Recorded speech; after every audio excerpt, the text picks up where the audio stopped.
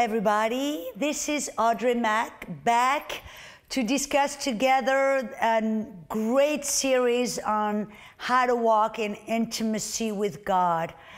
We've been going step by step, little by little, precept by precept upon precept, because we discovered the main bone of this series is order to have intimacy with God, to know our righteousness, to be rooted, established in this righteousness, which is this legal right that God has given us, this new position of innocence, of justice, that enable us and free us to come before Father without guilt, shame, a complex of inferiority, without any fear of being rejected, fear of God saying, no, I don't want to talk to you today. You see, now His heart was so much to have intimacy with us, because the Bible said that He created man for His pleasure. We bring Him pleasure. Can you imagine that?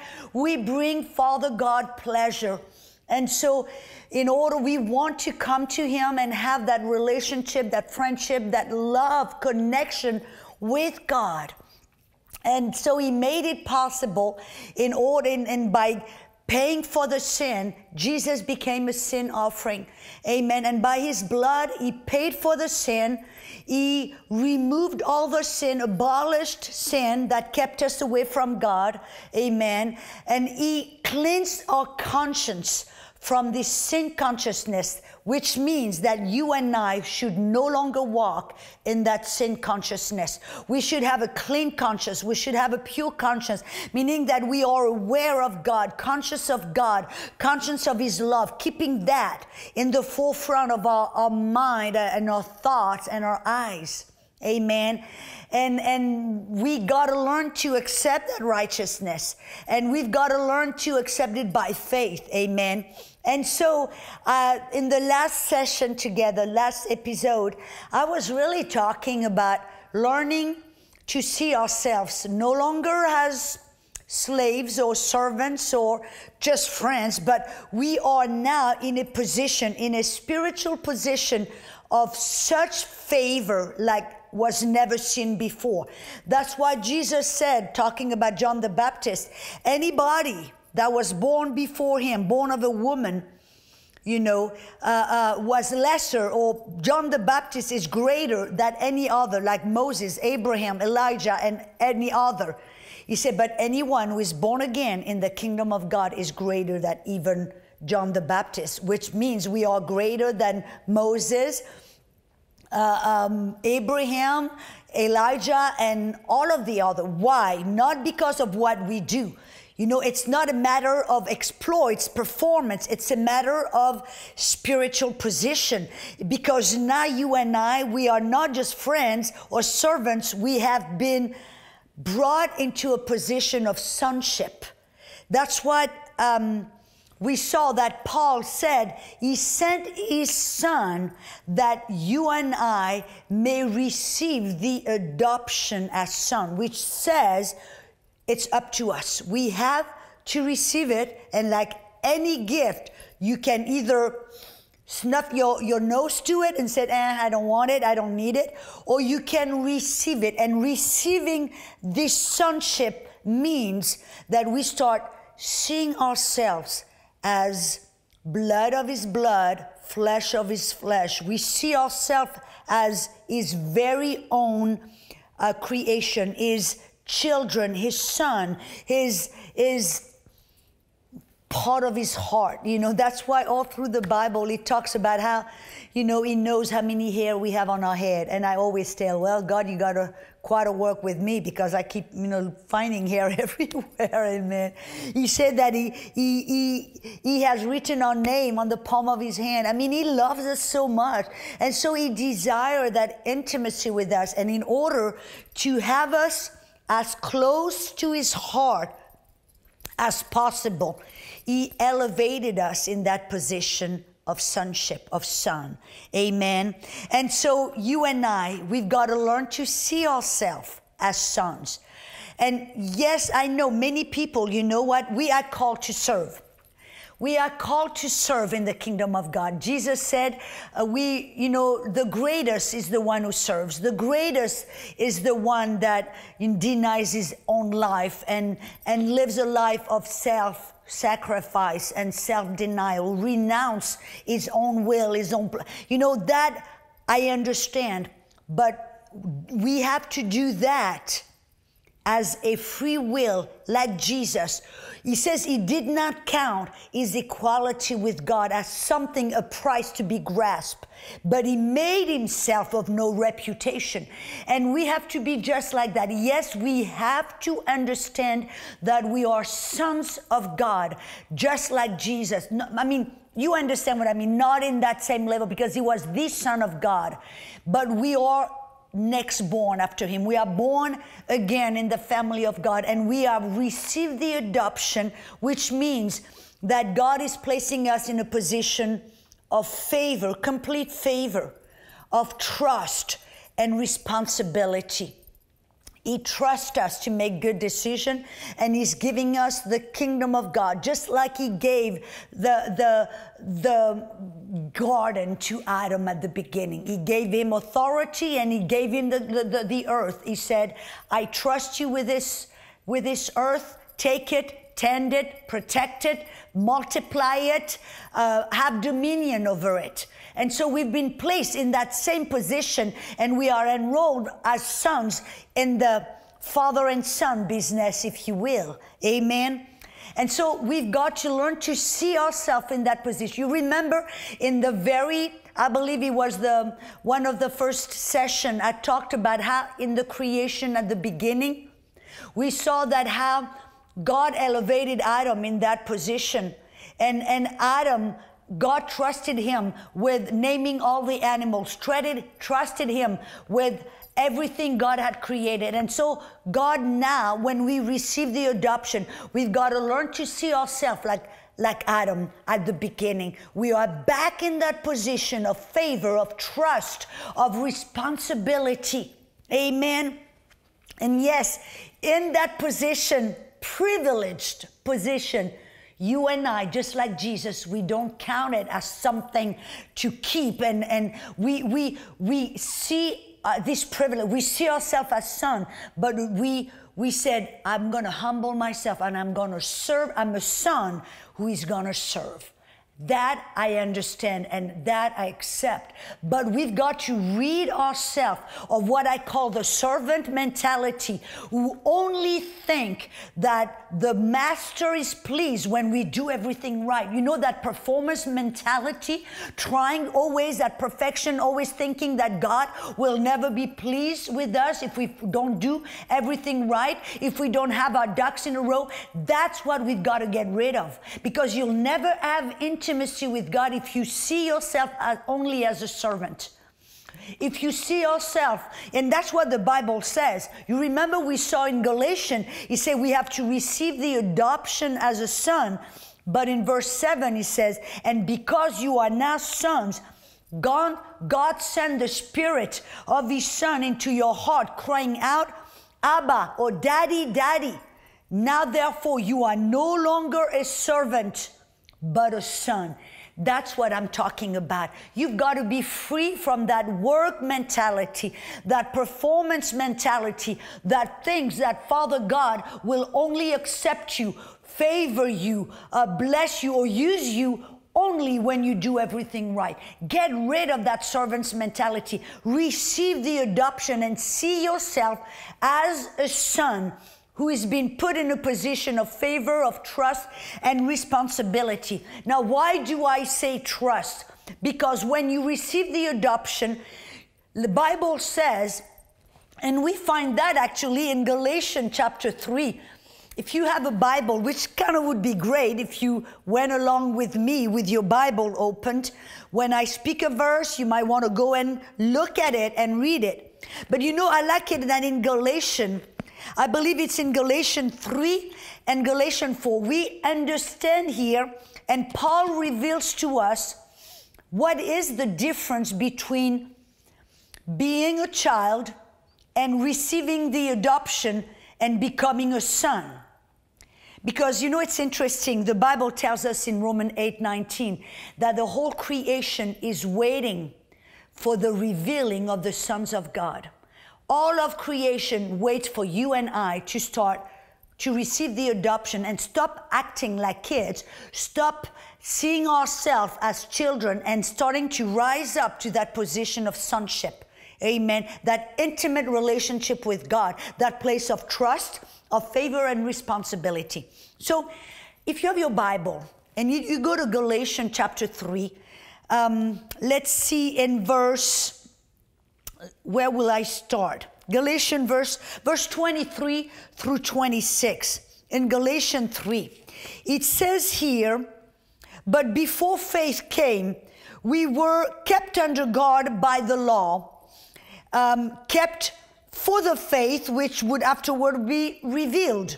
Therefore, the law was our tutor to bring us or to lead us to Christ, that we might be justified by faith. But after faith has come, we are no longer under the tutor, or I would add under the law, because tutor is the law is the tutor.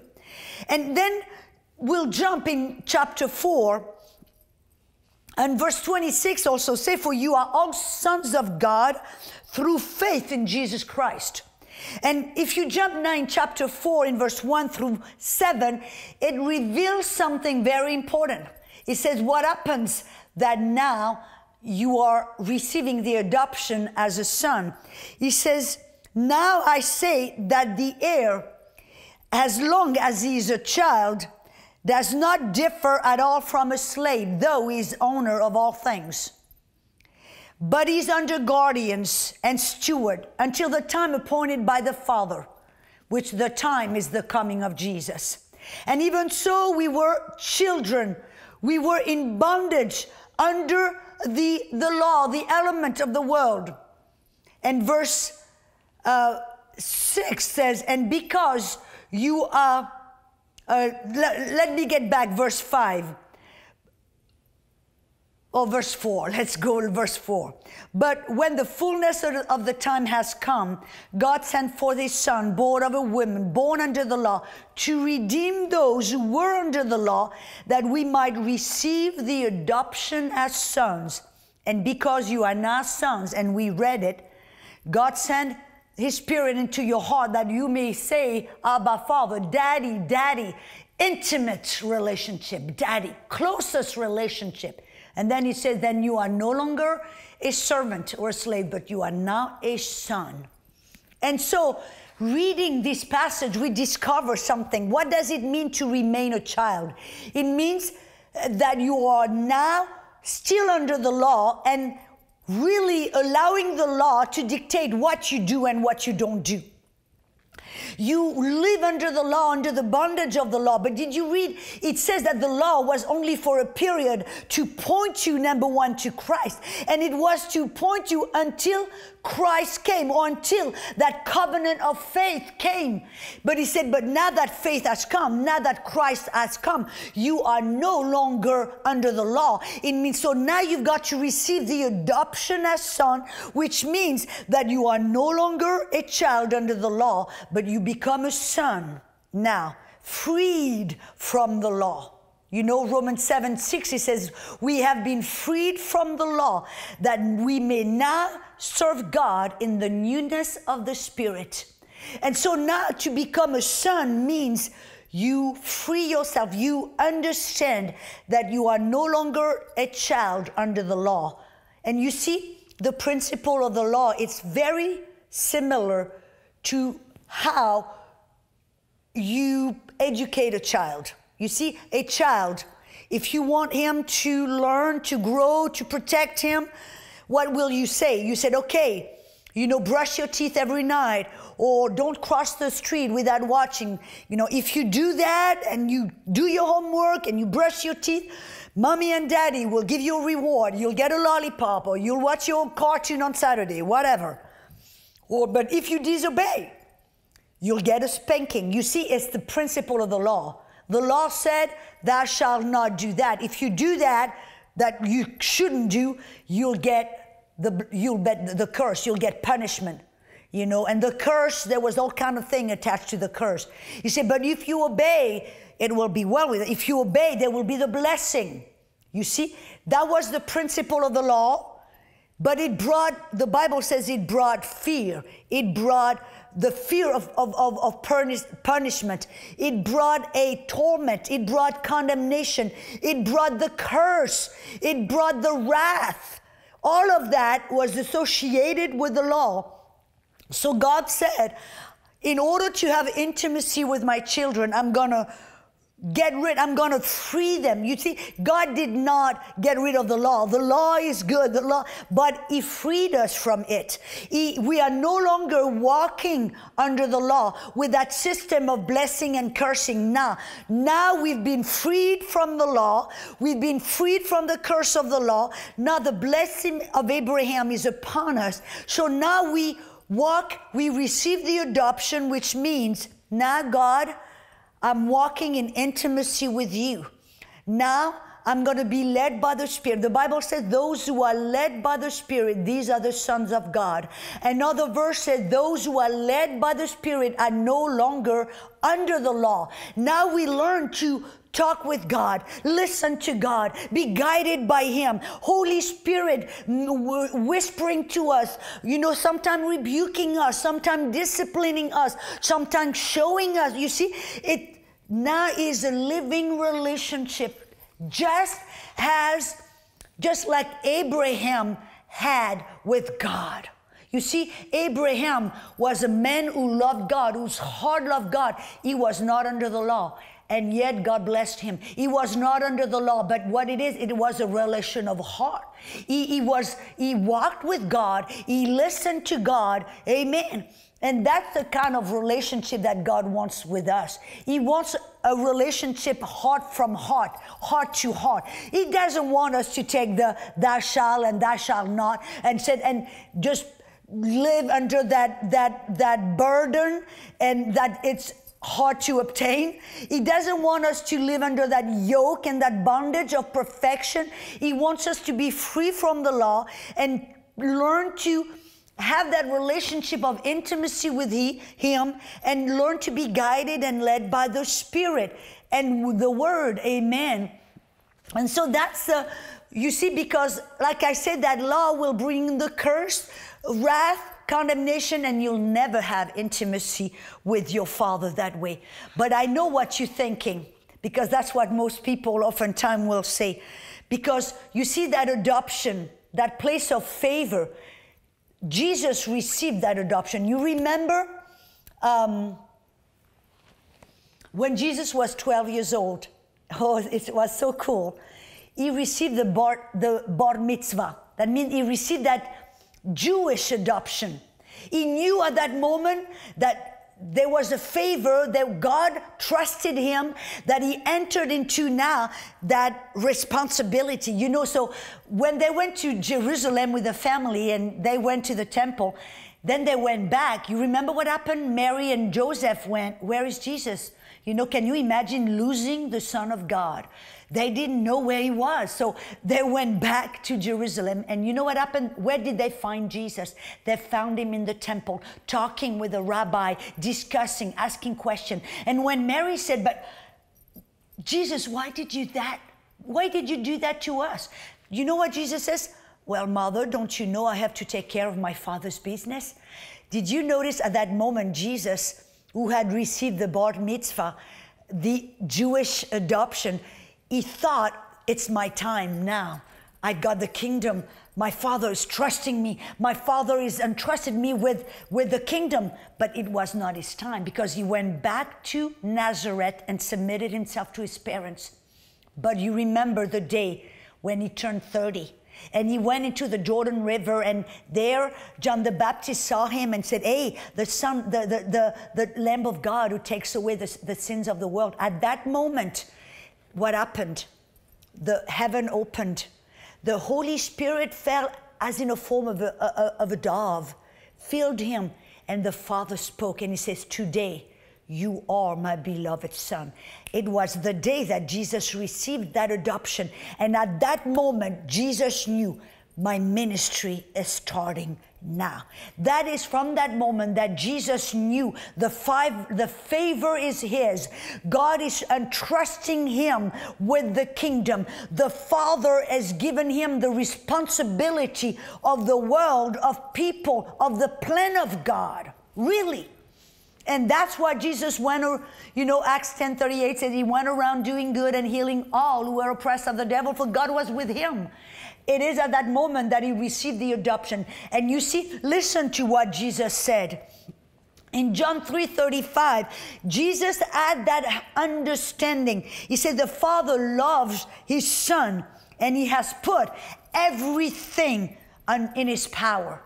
In John 5:20, Jesus said the Father loves the Son and he shows him everything he does. In another word, Jesus had that understanding that Father God was trusting him and giving him the responsibility of the earth, the plan of God, and the kingdom. And you and I, my friend, we have got to receive the adoption. And we have got to come to that place where we know that the Father loves me. He loves me. Oh my gosh, he loves me. God loves me no matter what. And nothing can separate me from that love. Nothing. And we got to understand, Father God just has put everything into our hand. God is giving us the kingdom. You remember Jesus says, he said, I give you the kingdom.